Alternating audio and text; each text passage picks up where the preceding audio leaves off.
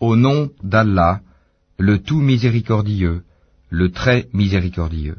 Par ceux qui arrachent violemment, et par ceux qui recueillent avec douceur, et par ceux qui voguent librement, puis s'élancent à toute vitesse, et règlent les affaires, le jour où la terre tremblera au premier son du clairon, immédiatement suivi du deuxième, ce jour-là il y aura des cœurs qui seront agités d'effroi, et leurs regards se baisseront. Ils disent, quoi, serons-nous ramenés à notre vie première, quand nous serons ossements pourris? Ils disent, ce sera alors un retour ruineux. Il n'y aura qu'une sommation, et voilà qu'ils seront sur la terre ressuscités. Le récit de Moïse t'est-il parvenu? Quand son Seigneur l'appela, dans Towa, la vallée sanctifiée, va vers Pharaon, vraiment il s'est rebellé. Puis dis-lui, voudrais-tu te purifier, et que je te guide vers ton Seigneur afin que tu le craignes? Il lui fit voir le très grand miracle. Mais il le qualifia de mensonge et désobéit.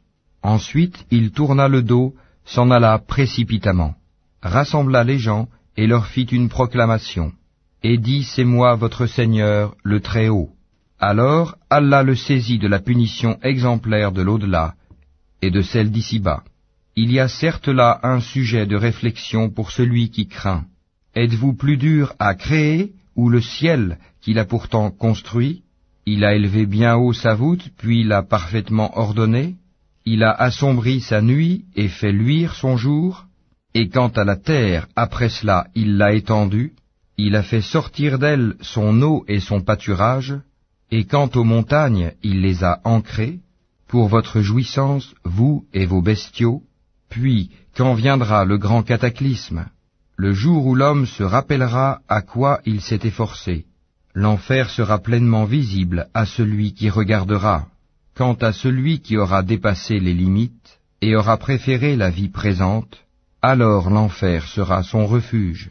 Et pour celui qui aura redouté de comparaître devant son Seigneur et préserver son âme de la passion, le paradis sera alors son refuge.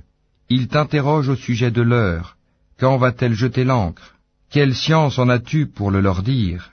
Son terme n'est connu que de ton Seigneur. Tu n'es que l'avertisseur de celui qui la redoute.